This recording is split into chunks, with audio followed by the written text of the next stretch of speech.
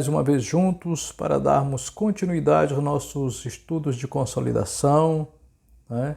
E desta vez nós vamos falar sobre um tema muito relevante, muito importante na vida de todo cristão. Todos nós devemos conhecer, né, este princípio, praticá-lo, na verdade é essencial na vida do cristão. E para isso nós estamos aqui justamente para ministrar sobre sua vida, né? Falar sobre o nosso quarto tema da escola, que é justamente o arrependimento. Na primeira semana nós falamos sobre sua nova vida em Cristo, a segunda falamos da dificuldade da caminhada, falamos dos relacionamentos que você precisa abrir mão e dos novos relacionamentos que você precisa fomentar, que você precisa criar, desenvolver. E no estudo passado nós falamos de um tema muito triste, né? Que foi a causa da desgraça, de toda a maldição que veio sobre a humanidade, que foi o pecado, né? Mas hoje nós queremos falar de algo essencial, primordial, para que nós possamos romper com o pecado, vencer o pecado. E esse tema se chama arrependimento, né? Alguém já disse que não há substituto para o arrependimento, né? Ou você se arrepende, ou você apenas sente o remorso, a dor daquele momento, aquela angústia, mas continua do mesmo jeito. O arrependimento não. O arrependimento nós sentimos todos esses sintomas, ou às vezes não sentimos, mas decidimos mudar. E que seja isso, né, que esteja no nosso coração a partir de hoje, né? Principalmente você que já ouviu, como eu já tenho meus quase 30 anos de cristão, né? Deus já ministrou muito em minha vida, não que eu seja melhor que os amados, mas a gente aprende, né, com o tempo, com certeza. Vamos orar ao Senhor. Deus está aqui, estamos aqui, Senhor, para aprendermos mais sobre a Tua Palavra, principalmente sobre esse princípio fundamental para a restauração da nossa comunhão contigo, que é o arrependimento. Que o Senhor possa gerar em nosso coração a cada dia, Deus, esta motivação de estar na Tua presença, de não te deixar, de não te abandonar, Deus, mas principalmente de nos arrepender das nossas iniquidades, Senhor Deus, dos nossos erros. É o que nós pedimos. Amém. E é isso, você orou, né? Eu sou o pastor Gilvan, né? Eu sou o pastor da Igreja Batista da Lagoinha, aqui em Pinheiro, no Maranhão. Será que sairia alguma coisa boa, tá, de Pinheiro? Eu quero dizer que de Pinheiro já saiu um presidente da República, né? De Pinheiro saíram escritores, poetas, né? E com certeza muita gente boa, né, habita nestas terras, tá? Mas sim, nós queremos falar sobre o arrependimento. E o nosso texto básico se encontra lá em 2 Coríntios, capítulo 7, verso 10, que diz assim: porque a tristeza segundo Deus produz arrependimento para a salvação, que a ninguém traz pesar, mas a tristeza do mundo produz morte. Né? A tristeza segundo Deus produz o quê? Arrependimento. É o Espírito Santo agindo no coração do homem, da mulher, do jovem, do adolescente, da criança, do idoso, né? Para que ele possa se arrepender, né? Caso contrário, a palavra de Deus declara que a tristeza, segundo o mundo, vai produzir morte. A pessoa muitas vezes sente o remorso, muitas das vezes é levada, né, pela emoção e vai sempre de mal a pior. Então eu falei sobre a questão do arrependimento, né? A importância, nós vamos ver o primeiro ponto básico, a importância do arrependimento, antes de vermos o que realmente é arrependimento, certo? Qual a importância do arrependimento? O arrependimento era tão importante que João Batista, né, citado por Jesus como um dos maiores profetas, daqueles nascidos de mulher, ninguém era maior do que João Batista, ele iniciou seu ministério proclamando que o arrependimento, né? João Batista começou seu ministério proclamando arrependimento, batizando para o arrependimento, né? Mostrando que para que algo novo de Deus pudesse vir sobre a terra, havia necessidade de se arrepender. Uma chave fundamental.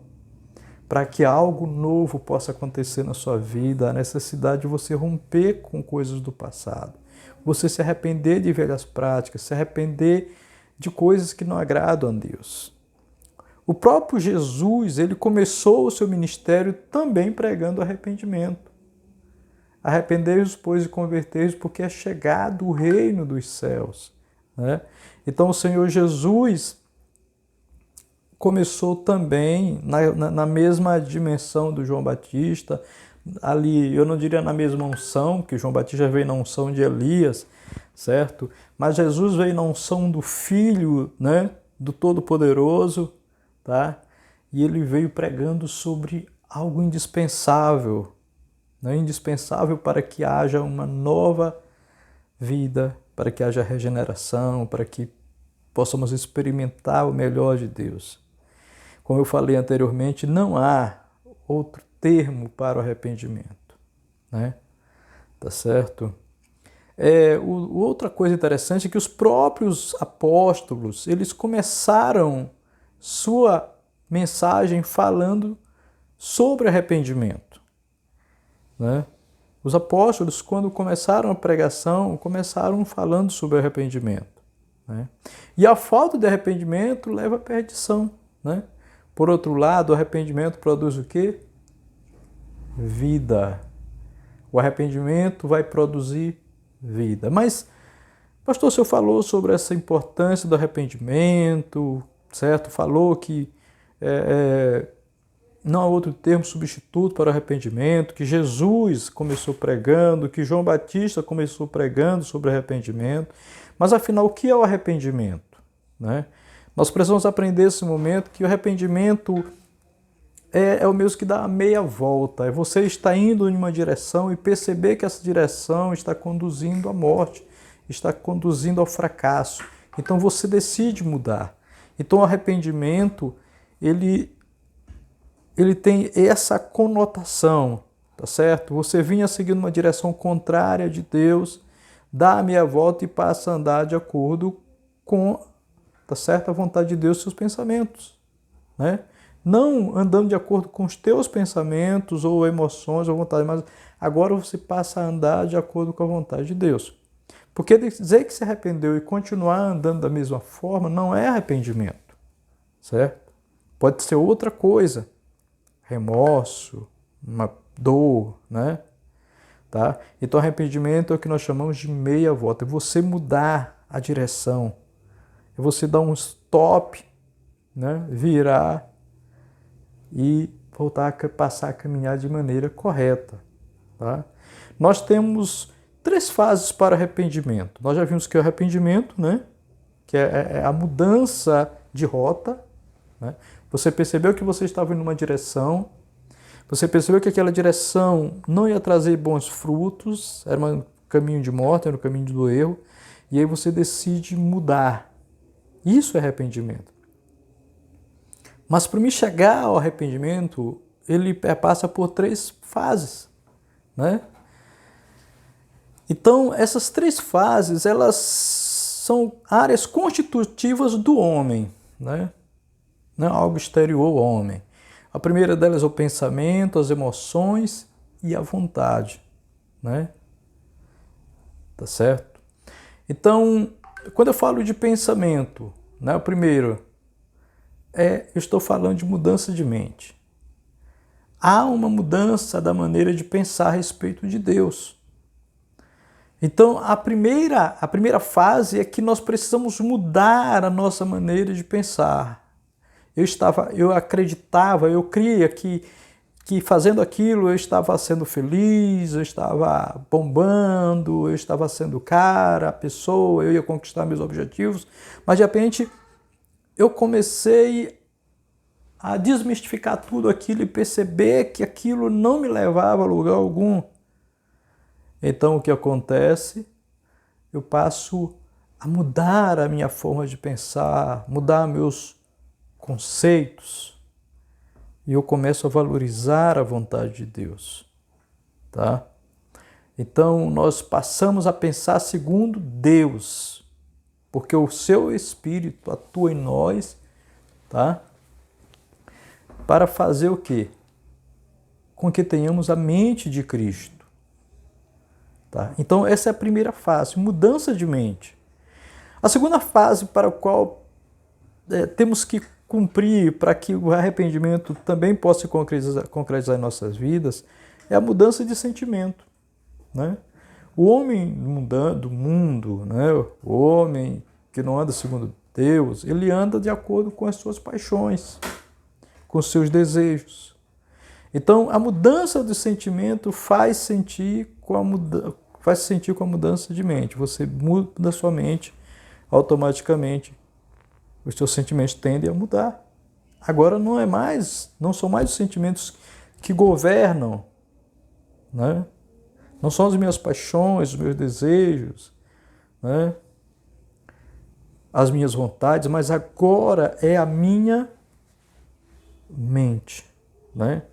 Então você tem que alinhar, certo? A questão da mente, das emoções, para que tudo isso venha de fato se alinhar também à vontade de Deus. E como eu falei de vontade, a terceira fase é a mudança de vontade. Né? Antes de se arrepender, a vida da pessoa é egoísta, movida, como eu falei, pelo ego. Né? O ego, tudo é para mim, farinha pouca, meu pirão primeiro, né? Tá certo? Eu sempre querendo as melhores posições, os melhores lugares, né? Os aplausos, os elogios, o sucesso, né? A fama. Então é isso que o homem deseja. Tá? Ele sempre querendo ser, né, o centro das atenções. Mas agora as coisas mudaram. Depois de se arrepender, né, você passa a buscar a vontade de Deus para a sua vida. O que a Bíblia diz em Romanos 12, 1, 2, tá certo? Que deve ser uma mudança, né, tá certo? Justamente de mente, né? Tá bom? Por exemplo, quando Paulo escreve assim, rogo, pois, irmãos, tá certo, que apresentei os vossos corpos como sacrifício vivo, santo e agradável a Deus, que é o vosso culto racional, para que experimenteis qual seja a boa, perfeita e agradável vontade de Deus. Né? Então, aí entra a questão, tá certo, de eu não mais fazer a minha vontade, mas fazer a vontade do Senhor. Então, arrependimento agora eu estou decidido, já que eu dei meia volta, mas meia volta para onde? Pastor, eu dei a meia volta para onde? O que eu vou fazer agora? Não, agora não é mais você que governa a sua vida, certo? Não são mais seus pensamentos, seus sentimentos, não é a sua vontade que é feita, mas tudo isso, seus pensamentos, seus sentimentos e sua vontade estão sujeitos, subordinados à vontade de Deus. Estão todos alinhados à vontade de Deus. Você chegou à conclusão de que a vontade de Deus, que é boa, perfeita e agradável, deve ser prioridade em sua vida. Né? Então, isso é o arrependimento. Tá? Por isso que muitas vezes o arrependimento não requer de nós somente um choro. A gente acha que a pessoa se jogou ali, né, aos prantos, está quebrantada, né? E de repente ela não está disposta a mudar, ela só sentiu o remorso, né? Isso é complicado. Quando nós nos colocamos diante do Senhor, nós temos que estar decididos a mudar. Agora, essas são as três fases, né? Mudança de mente, sentimentos e vontade, todos alinhados à vontade de Deus. Como é que acontece o arrependimento? Né? Como é que acontece tudo isso? Tá? O arrependimento é uma operação da graça de Deus na vida do pecador. Primeiro, ele não depende só de nós, certo? É o Espírito Santo que nos convence, né? É o Espírito Santo que age em nós, fala conosco, de repente, através de uma palavra, de uma ministração, de um louvor, de uma situação, né? Porque tem muita gente que às vezes diz, estou arrependido, mas ele está arrependido porque ele está vendo que vem bala, como se diz, vem consequências sérias e duras sobre a vida dele, E ele ficou com medo, aí ele correu para os pés do Senhor, mas ele não está de fato arrependido.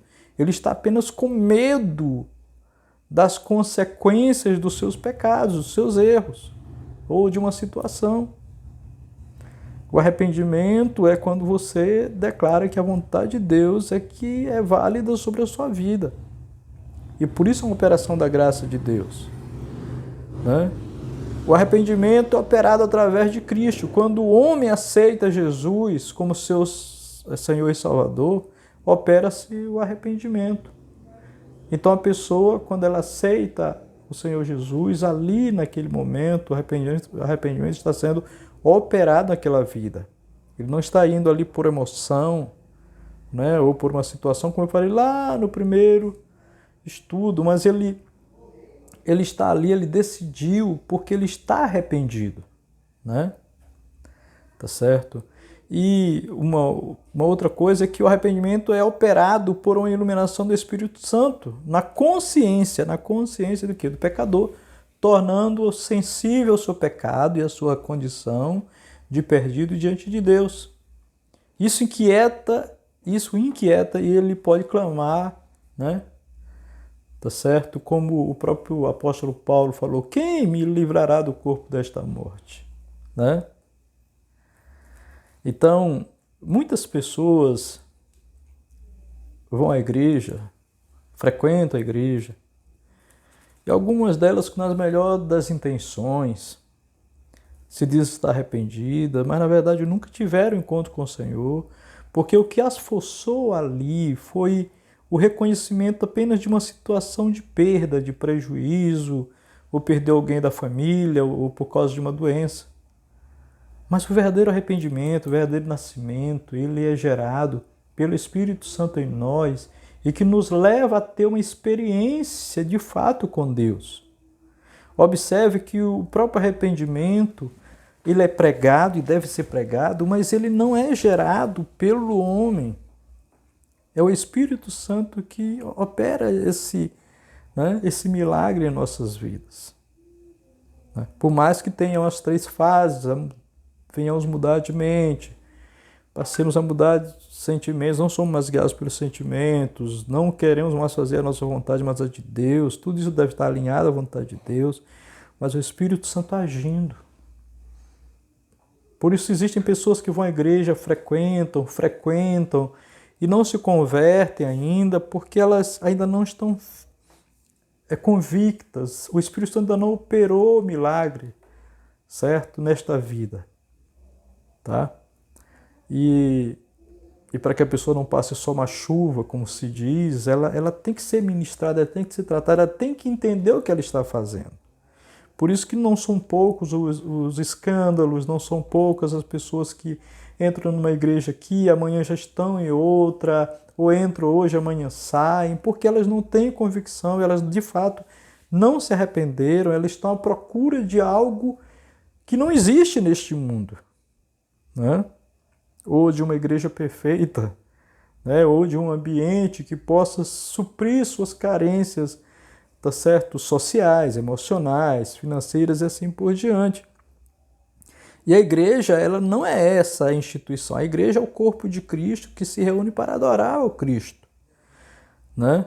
A igreja não é uma entidade, né, que faz filantropia, né, é uma entidade que vive fazendo obras, certo, sociais, de cunho de referência à carência, certo, ou de campanhas, aquilo outro. Não, a igreja se reúne para adorar a Deus, né? Então as pessoas têm entendido muito, né, muito erroneamente a definição do que realmente é a igreja. E por isso têm se decepcionados, né? Por quê? Porque não entenderam, certo? Que a igreja de Cristo, ela é gerada pelo Cristo. Não é a força do homem, não é a força do nosso braço. É Deus que opera, né? Eu tenho aprendido que Deus tudo vem do Senhor. Nada pode ser dado ao homem se do alto não vier, né? Então, tudo tem um tempo certo. Se nós semearmos no tempo certo, haveremos de colher, tá? Então, nós não podemos estar divulgando uma fé voltada ou pautada em posses, em riqueza, né? Essas coisas, elas podem até vir para a vida do cristão, depende da sua fé, sei lá, da sua disposição, do seu trabalho, mas o essencial é estar em paz com Deus, né? E uma outra questão, que como se opera o arrependimento, Deus usa os seus meios, né? Por exemplo, a palavra ministrada, a palavra pregada, a leitura da palavra, a leitura de livros, folhetos, o próprio louvor, como eu falei, o Espírito Santo, né? Tá certo? Que vivifica aquela palavra que você lê e aquilo toca em seu coração, tá? Então Deus usa os seus meios. E em quem Deus opera o arrependimento? Justamente no homem. Deus usa homens para pregar o evangelho a fim de que outros homens se arrependam. Lembrete, detalhe na verdade, Deus usa homens arrependidos, né? Para pregar o evangelho, para que outros homens se arrependam. Amém? Que coisa tremenda. Deus usa homens arrependidos. Homens que decidiram dizer não à sua vontade e passaram a fazer a vontade de Deus. Porque entenderam que a vontade de Deus é boa, perfeita e agradável. A vontade de Deus não é ter riquezas, nem fama, nem dinheiro, né? Não. A vontade de Deus é viver uma vida abundante na presença do Senhor, sem necessitar disso para ser feliz. Amém? Então, amados, concluindo, tá certo? Deus se alegra com o arrependimento de um pecador, né? A palavra de Deus declara que há festa no céu quando alguém se arrepende. Os fariseus falaram sobre Jesus, tá certo? Por que ele visitava, né, os pecadores aos olhos dos fariseus, né? Que todos, na verdade, eram pecadores. Os publicanos, as prostitutas.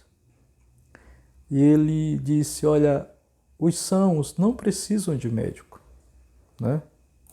Tem muita gente que acha que ele é santo, é bom, né?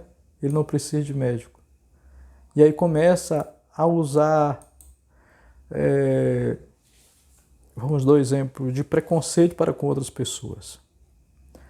Entender que determinadas pessoas são pecadoras porque estão presas ao pecado e são escravas do pecado e das vontades da carne, isso nós temos que entender e orar por elas. Mas Jesus não foi lá junto a essas pessoas, tá certo? Não foi nem sequer pregar, dizer, ó, vocês são os pecadores, não, certo? Jesus foi lá cuidar, né? Visitar. Jesus comeu com publicanos, né? Jesus libertou, por exemplo, a Maria Madalena, que era possessa de 9 demônios. Jesus foi lá e libertou aquela mulher.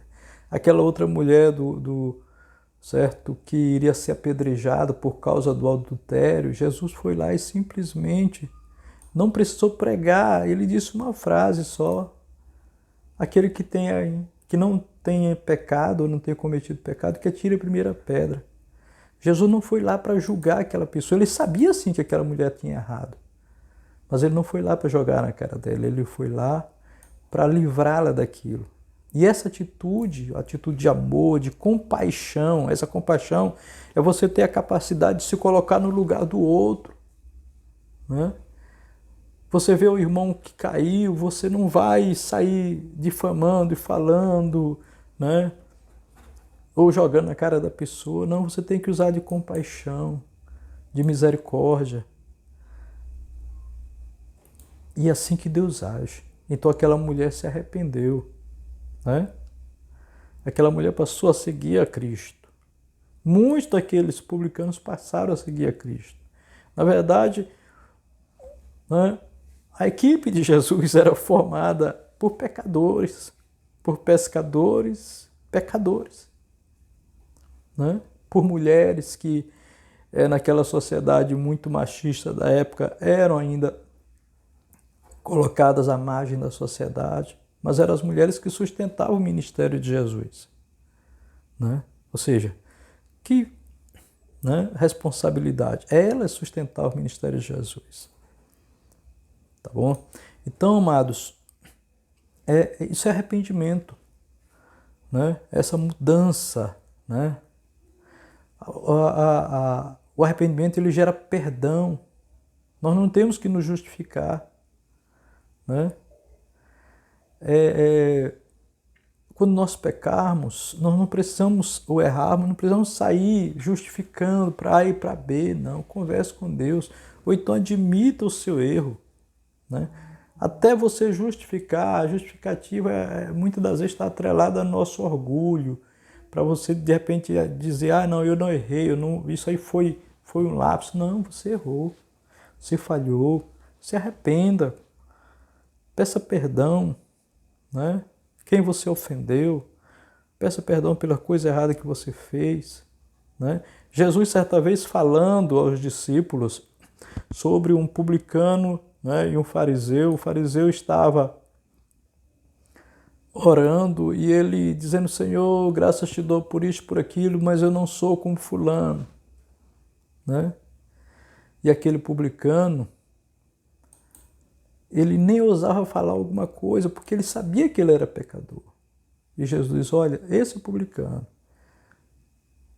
ele saiu justificado, mas aquele outro, que se achava bom demais, na verdade, queria admitir o seu erro, ele não saiu justificado. Por isso, o arrependimento está muito atrelado também à humildade, né? Então, quando nos arrependemos, há festa no céu. Quando nos arrependemos, recebemos perdão. Quando nos arrependemos, nós recebemos o Espírito Santo de Deus sobre as nossas vidas, né? E o arrependimento, ele dura para sempre, né? Tá certo? Porém, o arrependimento de pecados ocasionáveis ou meio diário deve acontecer a todo momento. Porque quando você se arrepende para aceitar Jesus é uma coisa, mas na vida com Cristo haverá um momento de repente você tropeçou. Você tem que confessar. Você tem que se arrepender e colocar diante do Senhor o seu erro. A palavra de Deus declara assim, lá em 1 João, capítulo 1, versos 7 ao 9, se eu não estou enganado, diz assim, filhinho, eu vos escrevo para que não pecais, mas se pecardes, vós tendes um advogado junto ao Pai, Jesus Cristo o justo, o qual é a propiciação pelos vossos pecados, não só pelos vossos, mas pelos do mundo inteiro. Amém? Então, no último estudo, eu falei que Jesus, quando ele veio ao mundo, ele veio com o objetivo de chegar à cruz. Porque chegando à cruz, ele iria estancar, né, aquele sangramento que o pecado gerou sobre a humanidade. Ele veio romper com aquela maldição. E a partir daquele momento, todos os que receberam como seu Senhor e Salvador voltaram e receberam agora a paternidade de Deus, a comunhão com o Pai. Observe a importância do arrependimento, a importância de se mudar, de se decidir viver inteiramente para Cristo. Vamos orar nesse momento. Pai, nós queremos te agradecer, Senhor. Obrigado, Senhor, por esta ministração. Obrigado por cada vida, Senhor Deus, que assistiu esse vídeo, que foi impactado, que o Senhor possa, Deus, fazer uma obra maravilhosa, Senhor, nesta pessoa, gerando arrependimento, gerando do Senhor mudança de vida, mudança de mentalidade, de sentimentos, de emoções, levando todas essas coisas alinhadas à vontade de Deus, que é boa, perfeita e agradável. Nós te pedimos, ó Senhor, e já te agradecemos. Amém. É isso, amados. Como eu falei, eu sou o pastor Gilvan, da Igreja Batista Lagoinha. Nós temos cultos aos domingos, nós temos nossa celebração aos domingos às 19 horas, certo? No nosso templo aqui na cidade de Pinheiro. E você é nosso convidado a estar conosco, tá certo? E se você quiser compartilhar esse vídeo com outras pessoas, você pode compartilhar, tá certo? Você pode nos visitar, pode também se inscrever no nosso canal, dá um likezinho lá né? Além do like, você clica lá no sininho, para que todas as vezes que tiver um novo conteúdo, você vai ser notificado, e aí você vai poder assistir, né? E pode compartilhar com quantas pessoas você quiser, pessoas de bem, lógico, que você queira que sigam o Senhor. Pessoas de bem que eu digo assim, né? Tá certo? Pessoas chegadas a você, que precisam de Cristo. Um grande abraço, que Deus abençoe, em nome de Jesus. Um forte abraço. Amém.